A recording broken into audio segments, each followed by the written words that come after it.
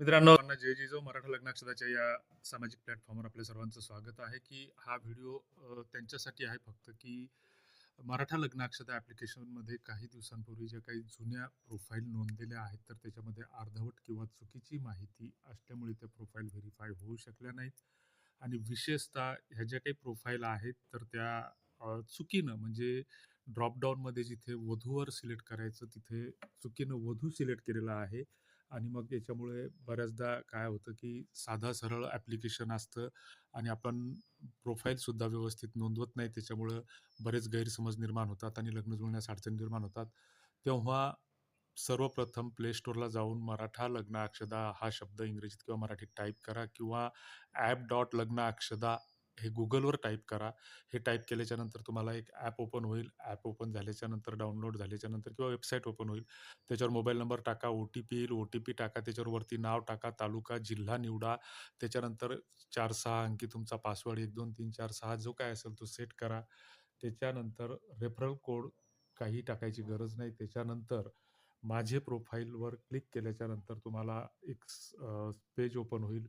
वरतीच त्या ठिकाणी प्रोफाईल कशी नोंदवावी हा याबाबतची एक माहिती देणारा व्हिडिओ आहे. मात्र तो व्हिडिओ बरेच जण पाहत नाहीत. त्याच्यानंतर तुमचा जो काही असेल तर त्या ठिकाणी तुम्हाला तुमचं प्रोफेशन, नाव, गाव, तालुका, जिल्हा ह्या गोष्टी तुम्हाला फक्त मराठीत ड्रॉपडाऊन करून सोप्या पद्धतीने भरायच्या आहेत. इथं जिथं कुठं वधूवर असतं, तर तिथं बरेच जण अशी गफलत करतात, की वर पण सिलेक्ट करत नाहीत, त्या वरच्या टिंबावर पण क्लिक करत नाहीत. वधूच्या जागी सिलेक्ट करतात. जे काही कौटुंबिक माहिती आहे त्याच्यावर अर्धवट माहिती भरतात.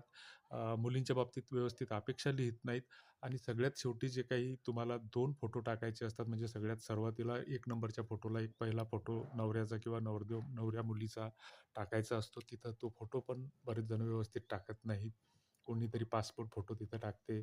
त्याच्यानंतर कोणीतरी गाडीवर बसून काढते, कोणी आणखीन चित्रविचित्र फोटो तिथं अपलोड करते. तर हे उचित नसतं. अशानं लग्न जुळत नसतात आणि आपली अजूनही सामाजिक सभ्यता आपण सोडलेली नाही.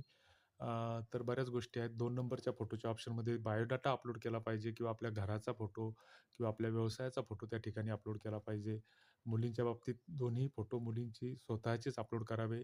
बायोडाटा शक्यतोवर 2ऱ्या नंबरच्या फोटोच्या ठिकाणी अपलोड करू नये, कारण तो सार्वजनिक होतो आणि सार्वजनिक होत असताना बऱ्याचदा मोबाईल नंबरचा गैरवापर होतो आणि कम्युनिटी गाईडलाईननुसार कोणाचेही मोबाईल नंबर हे डिस्प्ले करता येत नाहीत. ह्या गोष्टींची पथ्य पाळावी लागतात. बाकी बरेच जण काही म्हणतात, की तुम्ही मोबाईल नंबर काहून हाईड केले, काहून दाखवत नाही? तर त्याच्यामागं वेगवेगळी कारणं आहेत. त्यांना प्रत्यक्ष स्वतः काहीतरी कृती करून बघा म्हणावं, मग कशा अडचणी येतात तर ते त्यालाच समजतं. असं 3 नंबरच्या ठिकाणी ओळखपत्र असणं आवश्यक आहे. ओळखपत्र मग तुमचं कुठलंही ओळखपत्र तुम्ही तिथं अपलोड करा. त्याचा भलाही नंबर खोडा. त्याच्यानंतर खाली जे काय आहे, I am accepting the terms and condition हा एक ऑप्शन आहे. त्याच्या बाजूला एक छोटा डाव्या हाताला टिक बॉक्स आहे. तो क्लिक करून मी नियम व अटी स्वीकारतो असं म्हणून प्रोफाईल नोंदणी करा. त्याच्यानंतर तुम्हाला मेसेज येतो, की 24 तासाच्या आत आम्ही तुम्हाला संपर्क करू. तर तो मेसेज 24 तासाचा सांगतो, परंतु कधी-कधी 48 तास लागतात, कधी 2 दिवस लागतात, कधी 4 दिवसही लागतात.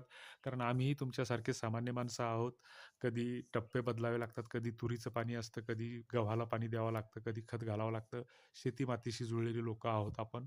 आम्ही काही कुठले व्यावसायिक किंवा धंदेवाले नाही किंवा नोकरी करणारे नाही. त्याच्यामुळं जे काही आहे तर ते सत्य आणि खरं-खरं सांगण्याचा आम्ही प्रयत्न करतोय. दुसरी गोष्ट, मराठा लग्नाक्षदा हा कुठलाही व्यवसाय नाही किंवा या गोष्टीसाठी किंवा कुठल्याच गोष्टीसाठी आम्ही कुणालाच पैशाची मागणी करत नाही. तेव्हा ही प्रोफाईल तुम्ही फोटो वगैरेसह पुन्हा एकदा नोंदवा. जर तुम्हाला नोंदवायची नसेल तर हा व्हिडिओ मेसेज इथे दुर्लक्षित समजा. तुर्तास धन्यवाद. जय